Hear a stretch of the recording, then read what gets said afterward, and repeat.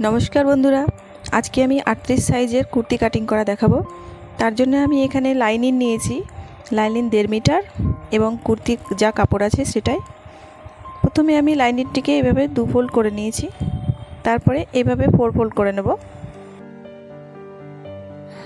Length एखाने 35 इंची एबं तार थेके 2 इंची एक्सट्रा नेब, अर्थात 37 इंची एखाने मार्क करेछि।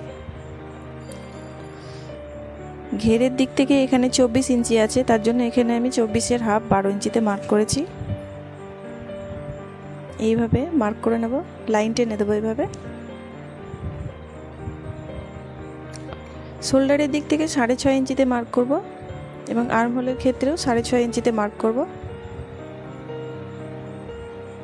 এইভাবে লাইন টেনে দেব।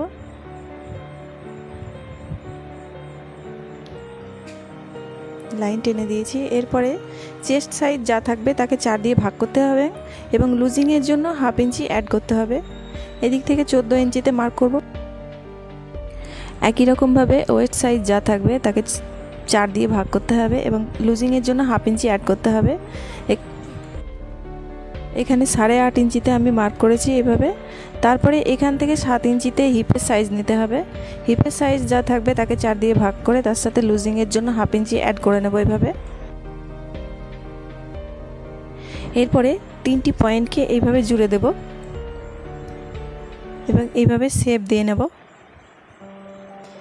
এদিক থেকে 12 इंचिते मार्क করে এইভাবে পয়েন্টগুলিকে মিলিয়ে দেব এইভাবে।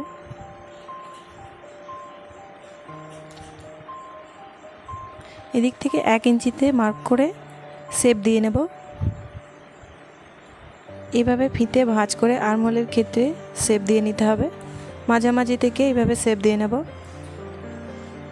তারপরে সেলাই মার্জিনের জন্য এখানে 1.5 इंची করে এক্সট্রা মার্ক করব আর আস্তে আস্তে করে শেপ দিয়ে নেব এইভাবে।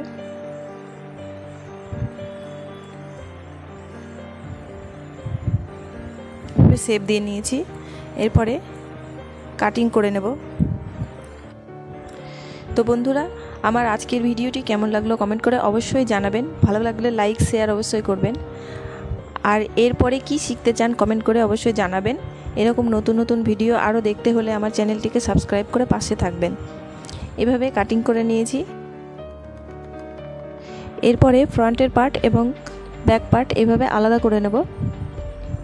তারপরে ফ্রন্টের পার্টে যে শেপ দিয়ে নিয়েছি হাফ ইঞ্চি করে ভেতরের দিক থেকে, তো সেইটি এবার কেটে নেব। কাটিং করা হয়ে গেলে মেন ফ্যাব্রিকের উপরে এটিকে বসাবো এবং কাটিং করে নেব। এইভাবে বসিয়ে নিয়ে এদিক থেকে 3 इंची এক্সট্রা নিতে হবে, কারণ এটাই কুর্তির আসল লেংথ। লাইনিংয়ের লেংথ সবসময় 2 इंची বা 3 इंची কম নিতে হয়। এরপরে ব্যাক পার্ট এবং ফ্রন্ট পার্টকে এইভাবে একসাথে রেখে দেব। এটি ব্যাক পার্টের কাটিংটিকে সরিয়ে দেব, তারপরে ফ্রন্ট পার্টের কাটিংকে এইভাবে রাখবো।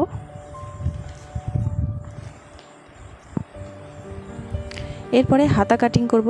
হাতা কাটিংয়ের জন্য হাতার লেংথ আমার এখানে 5 इंची এবং তার সাথে 1.5 इंची এক্সট্রা নিতে হবে। এইভাবে লাইন টেনে দেব।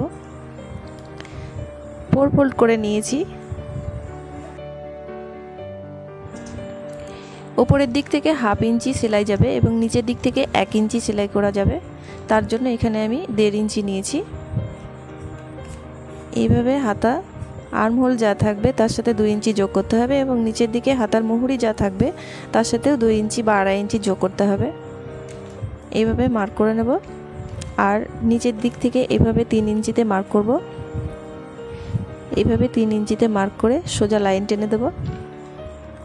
তারপরে এখান থেকে 2.5 इंची মতো গ্যাপ রেখে এইভাবে লাইন টেনে দেব একটা। এই 2.5 इंचिর পর থেকে এইভাবে শেপ দিয়ে নেব। এটা ব্যাক পার্টের জন্য কাটিং হবে। এরপরে ফ্রন্ট পার্টের জন্য এটিকে আলাদা করে নিতে হবে। এইভাবে খুলে নিতে হবে।